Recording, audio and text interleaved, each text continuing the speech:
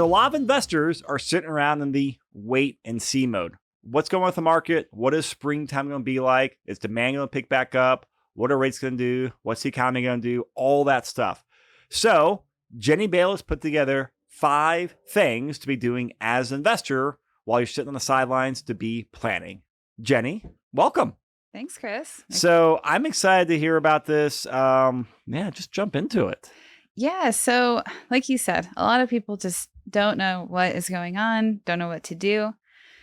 I think that owning rental properties kind of always requires like some sort of thinking, some sort of recalibration to your portfolio. Even if you only have, 1 or 2 properties, I think that it's really important to kind of take a check at it and your situation and just constantly work to improve it, even if you're not buying more properties. So I just came up with 5 things that you can do over the next couple months while you wait and see kind of what happens, all of which should be beneficial to what you currently have. So the first one, make sure that your reserves are adequate. So I know I'm a broken record on that, but I think now's a really good time to go back and see if you have enough reserves, and 2, if you've calculated them correctly. So maybe you go back and you say, oops, I should have actually accounted for this and this and this. And, I'm off by 10,000. Okay, well, work on those reserve requirements. Yeah, I mean, that's a great one. And just something that,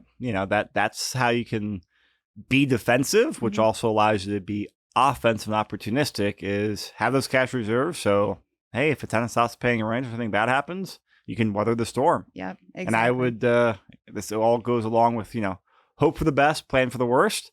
That is always a good model that goes along with reserve planning. Yep. So personal, business, and then kind of adjacent to reserves, but saving cash for your next investment. So that's the first step. Second step is just do a lendability checkup. So, get your credit report run. Yeah, it'll cost you a couple points, but maybe there's something on there that you didn't know. I know my bank offers like a free, I don't know if it's a light pole. My points don't change on it, but it'll tell you like a little snapshot as to if your credit score went up or down that month. Maybe there's some medical bill you didn't know about. Get that cleaned up now. That way, if you decide to get back into purchasing at some time in the future, you're ready to go. You don't have that hindering you. And I think it's freecreditreport.com. I think that's the government website. Okay. But by law, the government allows everyone to get a free credit report annually. I think it's freecreditreport.com. Okay. If not, Google it. But I've used that in the past, and that's like the full legit credit report. The Credit Karmas, those give you good insight. But I forget what's not, I guess, scoring models. I forget what it's called and what version they're on, but their scoring models are, last time I heard from the lenders, is very different than what lenders use and tends to be a little more optimistic. So I think you can use them. I use Credit Karma for high level stuff, but it's not a real credit report, I've learned. Okay. Yeah, that's good to know. And kind of along those same lines, I think if you're sitting on the sideline, your reserves are good to go. And if you have any lingering consumer debt, pay that off. Get your DTI cleaned up. Just kind of use this time to clean house. All right. What's number 3? All right. Number 3, do an expense audit. So a lot of times people mostly focus on their mortgage interest rates. Well, chances are if you bought a couple years ago, that's probably not an area to focus on because you're not going to be able to get better than what you had before. But look into things like your property manager, check with your insurance agent, have them run a cost comparison, especially if they're an insurance broker. They can check, a bunch of different companies, make sure your coverage is adequate, of course, but there might be another company that offers something at a discount. So I think that, look into utilities, your trash collection, do you have the best trash provider? I mean, it's only a few dollars here and there, but it kind of adds up after a while. And it's one of those things that you just kind of forget about. So just, go back and look at that. And then we're not going to get into it here, but, ask your CPA if a cost seg study is a good option for you too. It's a non-cash expense, but it's an expense nonetheless. Yeah.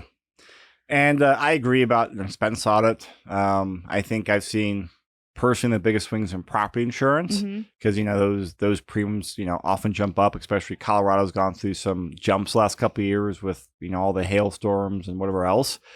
So yeah, definitely check on that, check the expenses. But, I'm more of a focus on the income, not focus on the expenses. On the flip side of that, I think one of the most common things I see from our portfolio analysis sessions we do with people is rents are under market, like severely, whether they bought the property with inherited tenant or it's just them not raising rents. And I get it. Sometimes even amazing tenant, it makes sense. But a lot of times people just, I didn't know rents were up that high, or they have their property manager is not doing a great job of keeping up to market rents. And that should be what property managers do. But you always manage the property manager still. Yep. So yeah, look at expenses, but also look at the income too. Where are you at in rents? Yep. So number 4, repairs. Do you have any lingering repairs or improvements that you've been thinking about doing, meaning to do? And I also want to highlight the importance. Yes, there are repairs that you can do that can increase ROI, but also consider the durability of your repairs. So if you have the ability to go in and swap out carpet with laminate plank or vinyl plank, replace your landscaping with xeriscaping, it's not going to increase your rent, I don't think, but it is going to reduce your repairs that you're going to have to do in the future. And if you're in buying mode in the future, you don't want to have to worry about that then. Just take care of it now while you have that downtime. Or if you're, need some year-end write-offs, buy the materials and get the work going before the end of the year. So it goes on 2022 tax year. So then kind of the last one, this one might be the hardest, but consider if you have any additional ROI opportunities. So if you have a tenant turnover coming, do you have a rec room in your basement that you can turn into a bedroom? Do you have anything within your current properties that you can get additional income from, in addition to raising rent, of course, during a turnover, but, just maybe optimizing what you already have. Yeah. And on top of that too, also just looking at ways where, looking at shifts in the consumer, shifts in the renter, I should say, where again, same theme with COVID, more people are working from home and more people, want spaces. Like, there's every single week I'm on a Zoom call, and either, the person I'm talking to is in a kid's bedroom or a closet somewhere, or sometimes I'm in the garage or one of my extra bedrooms, just, for space wise, I'm working from home. Like, people need space. I've heard various stories from flippers and landlords where they're, being more intentional and laying things out in terms, hey, here's a home office nook, or hey, here's a home office, especially when, there's no egress window on here. Can't be a bedroom, but it's it's an office. Like, I think there's a lot of opportunity there for people to help market their properties to what a lot of consumers want, which is more people working from home. Yep. You're in the same boat, Jenny. I hear your husband in the background on his phone calls. Yep.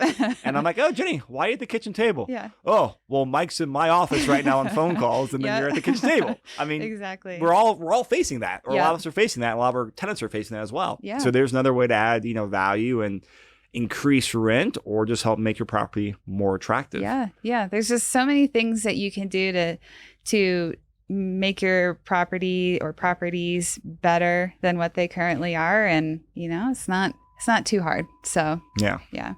Great. All right. So we got those 5 tips. Yep. I think they're super helpful, Jenny. So thank you so much. I appreciate it. Yeah. Thanks, Chris. All right, everyone out there. So great tips from Jenny. If you have questions or need help figuring out what to do in terms of investing, or look at what you're doing with your portfolio, we have done a big push the last couple months on our portfolio analysis mastermind, and which, combines Property Llama for the analysis and human advisory to help you figure out what to do with your portfolio numbers. So if you're not sure what to do, whether you have properties or not, reach out to us. If you have properties, plug them into Property Llama, and we'll sit down and do a property portfolio review with you. So, Jenny, thanks again. Thanks, Chris.